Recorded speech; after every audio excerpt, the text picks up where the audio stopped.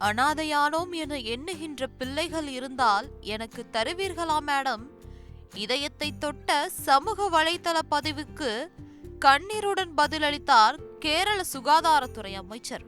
கேரள மாநிலம் வயநாட்டில் நிகழ்ந்த நிலச்சரிவை தொடர்ந்து அங்கு நடைபெற்று வரும் மீட்பு பணிகள் தொடர்பாக கேரள மாநில சுகாதாரத்துறை அமைச்சர் வீணா ஜார்ஜ் தனது சமூக வலைதள பக்கத்தில் அவ்வப்போது கருத்து பதிவிட்டு வருகிறார்.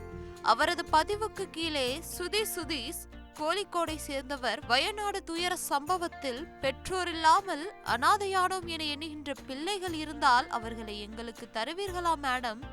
எங்களுக்கு குழந்தைகள் இல்லை, நானும் மனைவியும் பொன் போல பராமரிப்போம் என பதிவிட்டதோடு இரு கை கூப்பியபடி சின்னமும் பதிவிட்டிருந்தார். அதேபோல் ராணி சிஞ்சு என்ற பெண்ணும் வயநாட்டில் ஆதரவற்றிருக்கும் ஒரு குழந்தையை தங்களுக்கு தரலாமா?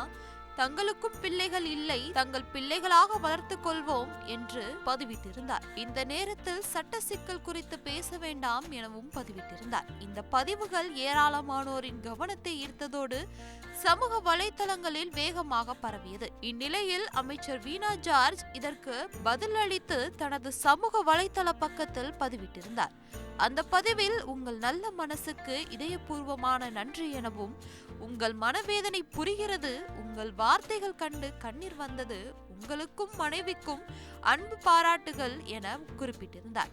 மேலும் பெற்றோரை இழந்த குழந்தைகளை அரசு குழந்தைகள் நலத்திட்டத்தின்படி தத்தெடுக்கும், எனவே ஏற்கனவே குழந்தைகளை கேட்டு விண்ணப்பித்திருந்தவர்கள் தத்தெடுக்க வாய்ப்பு அளிக்கப்படும் எனவும், குழந்தைகளை தத்தெடுப்பது தொடர்பாக பதிவு செய்திருந்தால் நீங்களும் முன்வரலாம் எனவும் ஸ்ருதிக்கு பதிலளித்து கருத்து பதிவிட்டிருந்தார் சுகாதாரத்துறை அமைச்சர்.